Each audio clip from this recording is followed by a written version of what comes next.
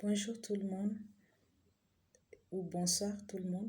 Moi, c'est Dr Nadia Tessou, cardiologue. Aujourd'hui, nous allons parler du stress, une situation qui impacte, qui agit chez tout le monde, qui impacte sur le cœur.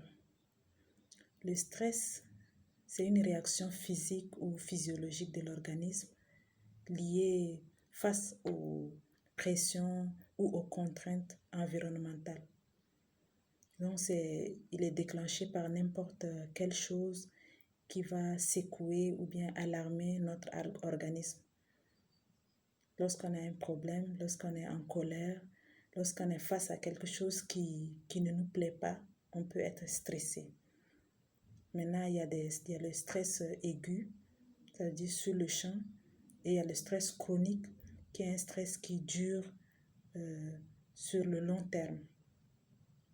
La bonne nouvelle, c'est que chacun de nous est équipé d'un système de défense très perfectionné pour faire face au stress.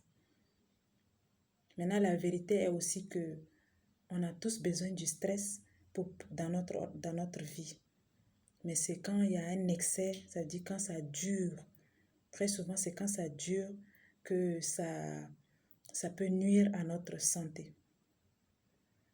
Maintenant, tout stress n'est pas mauvais pour l'organisme. Il y a du stress positif. Par exemple, quand tu es stressé, ça peut te motiver à faire quelque chose rapidement. Ça peut te permettre de surmonter les obstacles ou même d'accomplir quelques projets. Par exemple, le cas d'un athlète. Si un athlète, même malgré qu'il est bien préparé, s'il a une compétition, il peut stresser.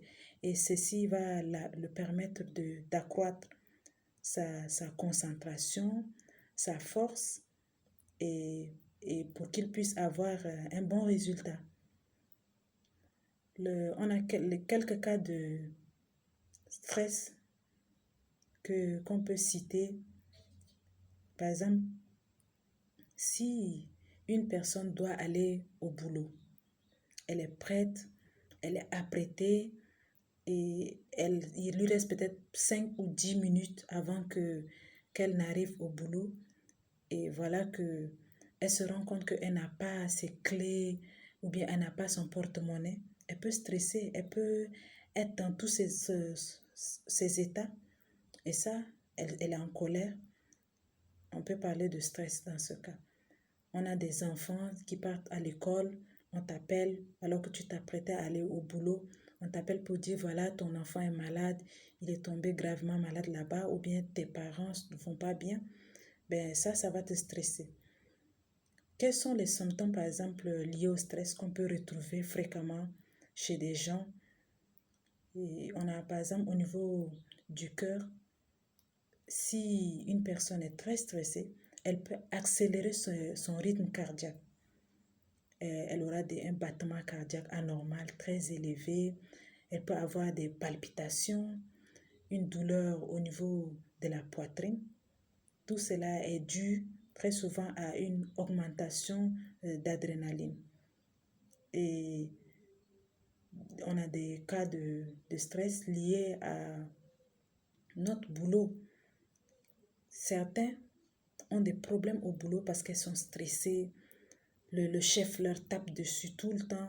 Elles sont stressées. Elles peuvent avoir des douleurs au niveau de la poitrine. Elles peuvent avoir des maux de tête tout le temps. Elles peuvent avoir des migraines. Elles ne dorment pas bien.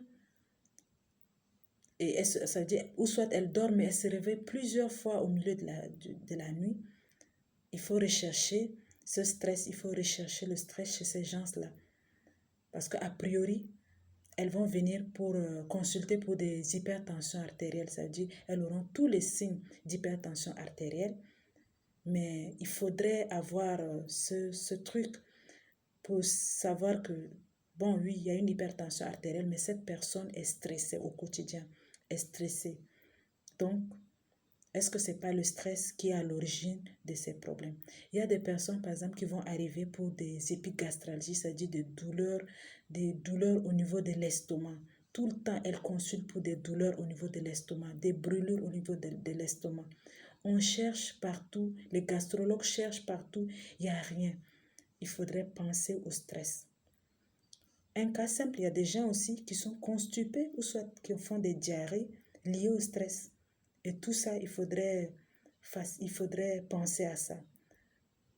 Il y a des gens, devant un stress aigu, ils vont être essoufflés, ils vont avoir des tremblements, ils vont transpirer abondamment, ils vont avoir des extrémités froides, c'est-à-dire les pieds, les mains qui vont se refroidir.